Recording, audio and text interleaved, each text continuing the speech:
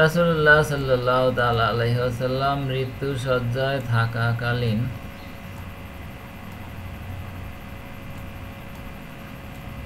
ঘরের ভিতরে বহু লোক উপস্থিত ছিলেন। তাদের মধ্যে ওমর ইবনে খাত্তাব রাদিয়াল্লাহু আনহু অন্যতম।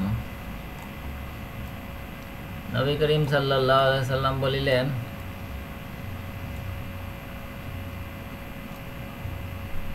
আসো আমি তোমাদেরকে একটি লিপিকা লিখিয়া দেই।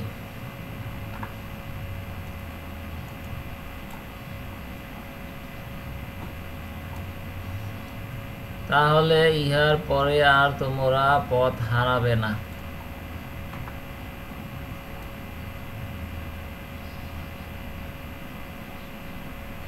তখন ওমর রাদিয়াল্লাহু আনহু বলিলেন,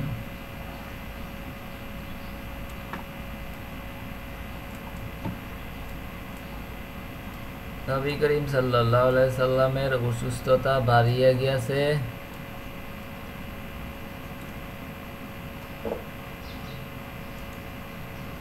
আর তোমাদের নিকট আল্লাহর কোরআন বর্তমান আছে।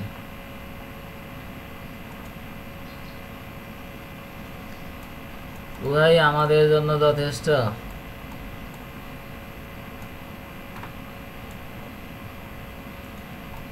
তখন এই বিষয়টি নিয়ে পরস্পরের মধ্যে বিতর্ক শুরু হইল এবং ঝগড়া বাঁধিয়া গেল।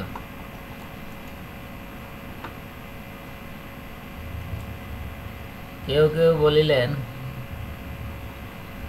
তোমরা কাগজ কলম নিয়ে আসো, মহানবী সাল্লাল্লাহু আলাইহি সাল্লাম তোমাদেরকে এমন এক বিষয় লিখিয়া দিবেন যাহার পরে আর তোমরা পথ হারা হইবে না।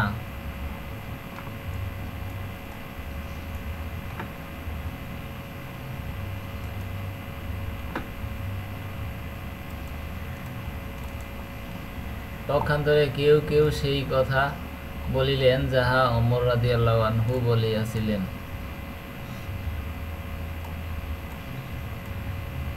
নবী করিম সাল্লাল্লাহু আলাইহি সাল্লামের উপস্থিতিতে যখন এই বিতর্ক ও ঝগড়া বৃদ্ধি পাইল, তখন তিনি বলিলেন, তোমরা উঠিয়া চলিয়া যাও।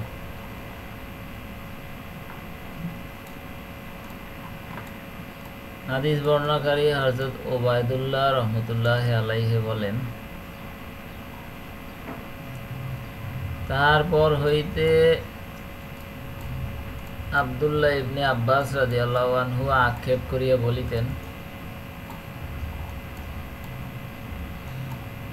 বিপদ, কি যে ভয়ঙ্কর বিপদ! নবী করিম সাল্লাল্লাহু আলাইহি সাল্লাম তাহাদের জন্য সেই লিপিকা লিখিয়া দেওয়ার মাঝখানে তাহাদের মতভেদ এবং ঝগড়া কলহ যেন একেবারে প্রতিবন্ধক হইয়া দাঁড়াইল।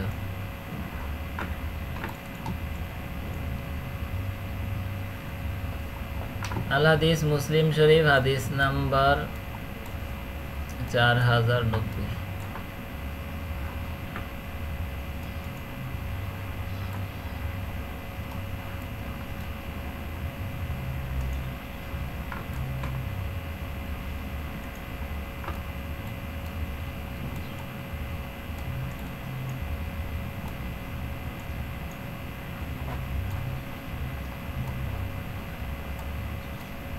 মহানবী সাল্লাল্লাহু আলাইহি ওয়াসাল্লাম সব ধরনের হিংস্র জন্তু খাইতে নিষেধ করিয়াছেন। আল হাদিস দারিমি শরীফ পৃষ্ঠা নম্বর 428।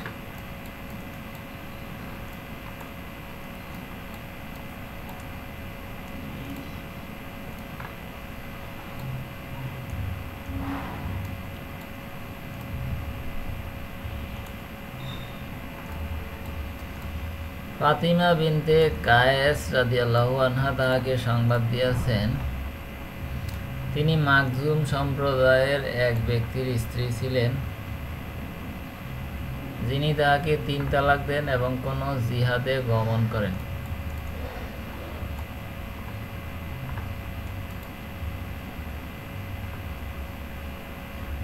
আর তিনি নিজের উকিলের নিকট বলিয়া যান, তুমি তাহাকে কিছু খরচ দিয়া দিও।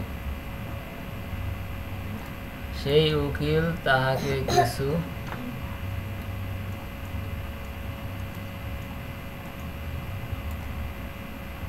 দিলেন,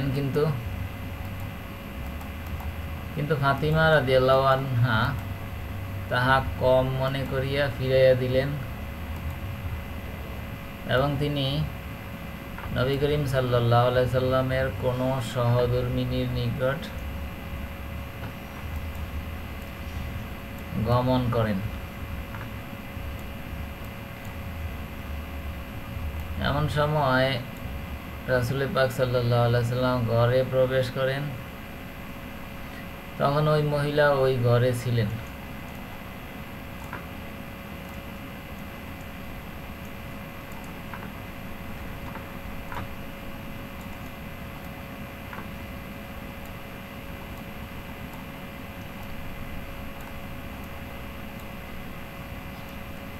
তিনি বলিলেন, হে আল্লাহর রাসূল সাল্লাল্লাহু আলাইহি সাল্লাম, আমি ফাতিমা বিনতে কায়েস আমাকে অমুক ব্যক্তি তালাক দিয়াছে, আর অমুক ব্যক্তির মারফত আমার খরচ পাঠাইয়াছে।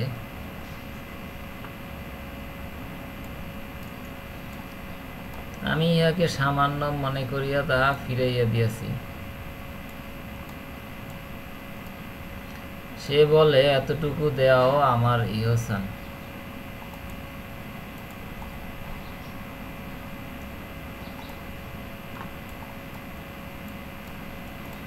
তিনি বলিলেন, সেই ব্যক্তি ঠিকই বলিয়াছে, এখন তুমি উম্মে কুলসুমের কাছে গিয়া তোমার ইদ্দত পূর্ণ করো।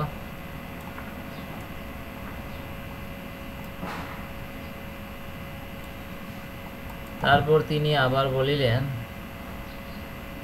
উম্মে কুলসুমের ঘরে লোকের যাতায়াত অধিক হয়, অতএব তুমি এখন আব্দুল্লাহ ইবনে উম্মে মাকতুমের কাছে গিয়া থাকো, কেননা সে অন্ধ। ফাতিমা রাদিয়াল্লাহু আনহা বলেন, আমি আব্দুল্লাহ রাদিয়াল্লাহু আনহুর নিকট চলিয়া গেলাম এবং সেখানে আমার ইদ্দত পূর্ণ করিলাম।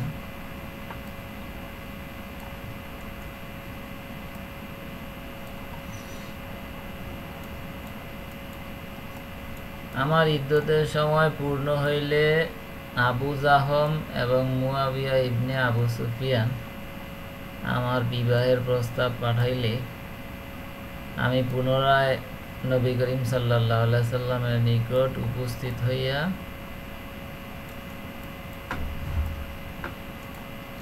উক্ত দুই ব্যক্তির সম্বন্ধে পরামর্শ নিলাম।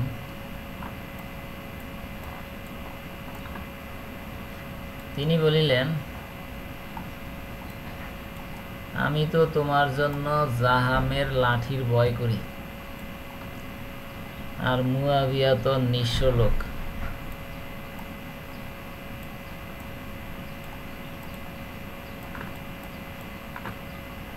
ফাতিমা রাদিয়াল্লাহু আনহা বলেন, এই কথা শুনিয়া আমি উসামা ইবনে যায়েদ রাদিয়াল্লাহু আনহুকে বিবাহ করিলাম।